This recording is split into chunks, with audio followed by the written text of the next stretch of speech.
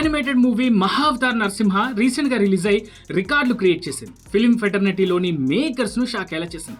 ఇప్పుడు ఈ మూవీని ఫాలో అవుతూ మరో యానిమేటెడ్ మూవీ రిలీజ్ అయింది, అదే కురుక్షేత్ర.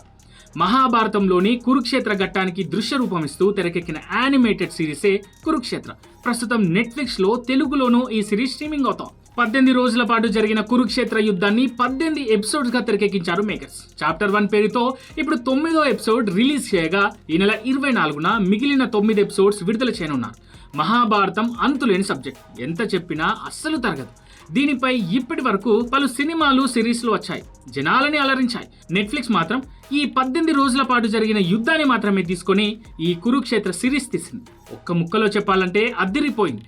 ముందే యానిమేటెడ్ సిరీస్ అని చెప్పేశారు కాబట్టి ఓ అంచనా ఉంటుంది. దాన్ని అందుకోవడంలో ఏమాత్రం తగ్గలేదు. గ్రాఫిక్స్, తెలుగు డబ్బింగ్, కథని చెప్పే విధానం, ఇలా ప్రతిదీ టాప్ రేంజ్ లో ఉన్నాయి. అయితే ఉన్నది ఉన్నట్టు చెబితే చూసే ప్రేక్షకుడికి బోర్ కొట్టొచ్చు. అందుకే ఓవైపు యుద్ధాన్ని చూపిస్తూనే మరోవైపు ఫ్లాష్ బ్యాక్ కూడా చూపిస్తూ ఇంట్రెస్టింగ్ గా తెరకెక్కించారు మేకర్స్.